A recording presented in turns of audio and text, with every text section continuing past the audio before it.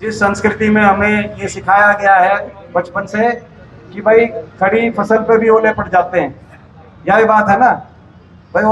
ओले पड़ जाए तो फिर बुआई तो नहीं छूटती ना भाई। भाई हमारे बड़े बुजुर्गों ने ये काम तो मैं सिखाई रखा है। ठीक है, ईब ने खड़ी फसल पे ओले पड़ गए, बड़े बुजुर्गों ने ये तो सिखा रखा है भाई।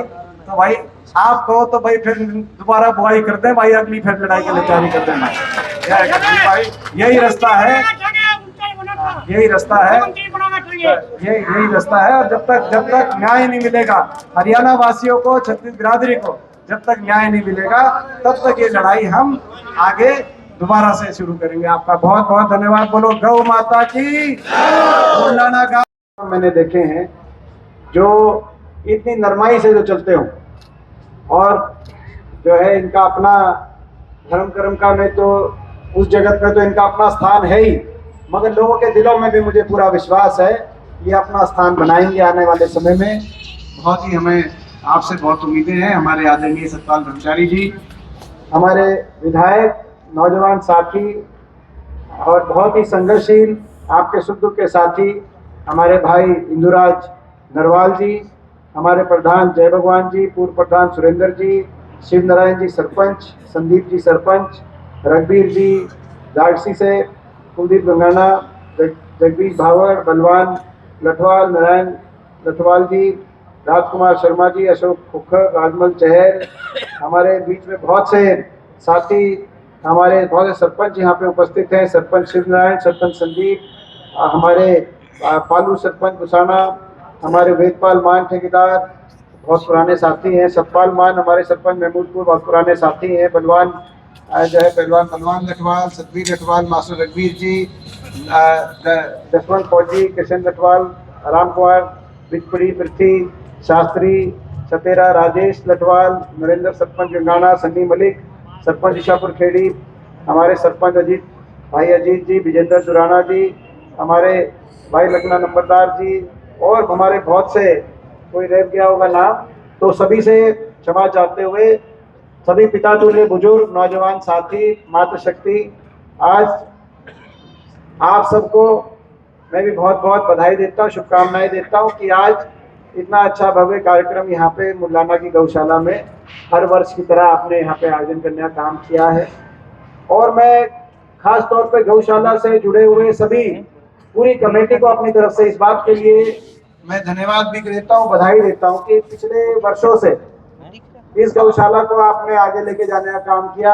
आज भी वो दिन आपको हमें याद है जब इस गौशाला की शुरुआत करी थी, और उस दिन भी मुझे यहाँ पे आने का अवसर मिला था, और तब ऐसा दिखाई नहीं देता था कि गौशाला इतनी अच्छी तरीके से गौशाला आगे चलेगी। और धीरे धीरे काफिला बढ़ता गया और गांव का बहुत सहयोग हुआ, पूरे हमारे इलाके का बहुत सहयोग हुआ, आप सबका बहुत सहयोग हुआ, और आप सबने रुचि रखी। सबसे बड़ी बात यह है कि गौशालाओं की अगर अपने इलाके में हमारी गौ सेवा की संस्कृति है, आज से 100 साल पुरानी भी गौशाला हमारे इलाके में है, चाहे वो सुसाना की गौशाला हो, चाहे वो डीगल की गौशाला हो, चाहे वो खडवाली की गौशाला हो, चाहे वो मांडोठी की गौशाला हो। ये वो गौशालाएं हैं अपने इलाके में जो 100 साल पुरानी भी हैं, और बहुत सी और भी गौशालाएं इस दौरान, मगर वो वही गौशाला सही रूप से गौ सेवा में आगे आ पाई जहाँ पे उस गांव और उसके पूरे इलाके के लोगों ने उसमें रुचि रखी।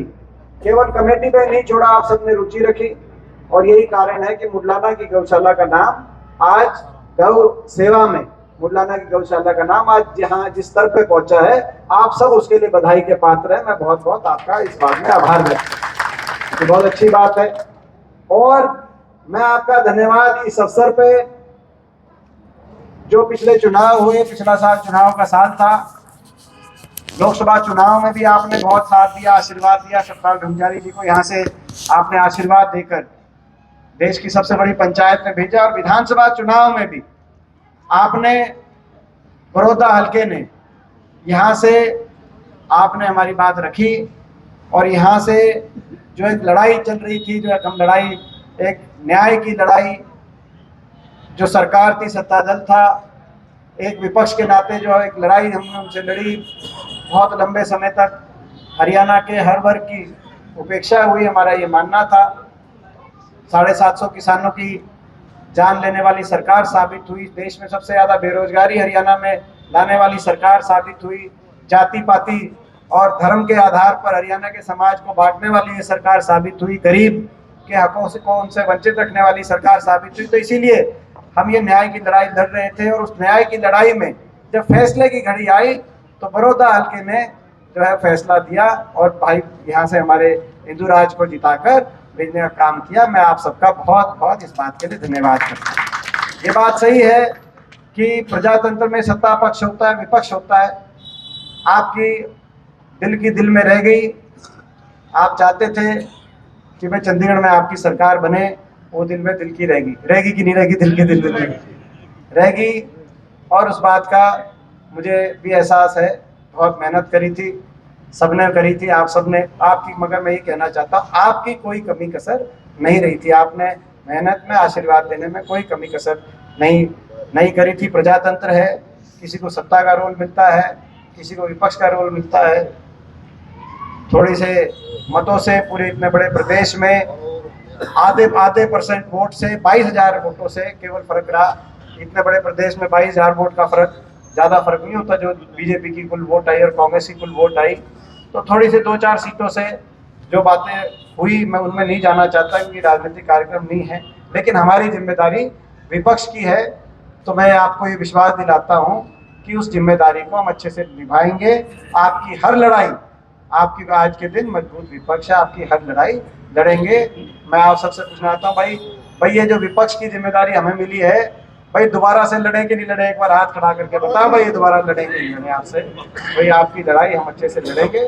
प्रजातंत्र की व्यवस्था में जो हमारी जिम्मेदारी जिस तरीके की है, उस जिम्मेदारी को हम अच्छे से निभाएंगे। और जहाँ तक अपने गौशाला की बात है, अपनी गौशाला में जब जरूरत पड़ी, जितना हो सकता था, भाई कभी आपने जितना कहा हमने उससे ज़्यादा मैं कोशिश करी। और हमेशा कुछ ना कुछ जो है अपनी गौशाला को के प्रति, अभी ठीक बात थी सतपाल भंडारी जी ने जो बात की, सांसद जी ने, मैं भी उनकी मजबूरी समझता हूँ। क्योंकि लोकसभा सांसद जो होता है उसके इलाके में बहुत सी गौशालाएं होती हैं और वो बहुत सी गौशालाओं में वो एक देख के दूसरी तरफ बात चलती है कि जी वहाँ देंगे, यहाँ इतनी देंगे, और बाकी जगह भी देने होते हैं, उनकी बात ठीक है। लेकिन मैं उसमें सतपाल जी को यही कहूँगा कि भाई दो बातें हैं, दो बातों में जो आपकी है, इसको आपने मेरे ऊपर छोड़ा है, मैं आपका धन्यवाद करूं पहले तो। भाई आपने मेरे पे छोड़ा तो हम दो इकट्ठे हो गए एमपी। ये आपका लोकसभा क्षेत्र है तो सांसद कोटा तो आपका ही वो करेंगे। और अगर कोई आपको कहे, क्योंकि कोई और गौशाला वाले, मैं उनसे भी कहना चाहूँगा भाई इस चुनाव के बाद ये पहला प्रोग्राम है बड़ौदा हल्के का, तो इस बार और मुडलाना गांव की में गौशाला की इस बात की छूट करते हुए भाई हम अपना एमपी कोटे से 21 लाख अपनी गौशाला के अंदर, ताकि अपनी गौशाला में तो ये आपकी भाई तो 21 लाख अपना, और जो है अपना ये हमारी दोनों की तरफ से है। जैसे हैं देखो भाई, जैसे हैं आपके हैं, आपको पता है, कहीं कोई मजबूर जो जितना है उतना भी आपका है, कितने को मजबूरी है हमसे, हमारी मजबूरी हमसे पहले आपको पता है कि हमारी क्या मजबूरी है। लेकिन भाई इतने जो है मुडलाना के लिए और मुडलाना गौशाला के लिए मना नहीं कर सकते भाई। हम तो 21 लाख रुपए अपना जो है एमपी कोटे से ये देंगे, और बाकी और आगे तो और इससे विपक्ष में इससे ज्यादा मैं समझता हूँ कहीं जो है संभव नहीं होता। तो ये तो खैर बाकी जो है इन्हीं शब्दों के साथ एक बार फिर पूरे मुडलाना गांव का, पूरे इलाके का आप सबका बहुत बहुत धन्यवाद करते हुए, तो बताओ भाई दोबारा से 4 साल की बात है। जिस संस्कृति में हमें ये सिखाया गया है बचपन से कि भाई खड़ी फसल पे भी ओले पड़ जाते हैं, यही बात है ना भाई। ओले पड़ जाए तो फिर बुआई तो नहीं छूटती ना भाई। हमारे में हमारे बड़े बुजुर्गों ने ये काम तो मैं सिखा ही रखा है। ठीक है, ईब ने खड़ी फसल पे ओले पड़ गए, बड़े बुजुर्गों ने ये तो सिखा रखा है भाई। तो भाई आप कहो तो भाई फिर दोबारा बुआई कर दें भाई, अगली फिर लड़ाई की तैयारी कर दें भाई। यही रास्ता है, यही रास्ता है, यही रास्ता है। और जब तक न्याय नहीं मिलेगा हरियाणा वासियों को, छत्तीस बिरादरी को, जब तक न्याय नहीं मिलेगा तब तक ये लड़ाई हम आगे दोबारा से शुरू करेंगे। आपका बहुत बहुत धन्यवाद। बोलो गौ माता की।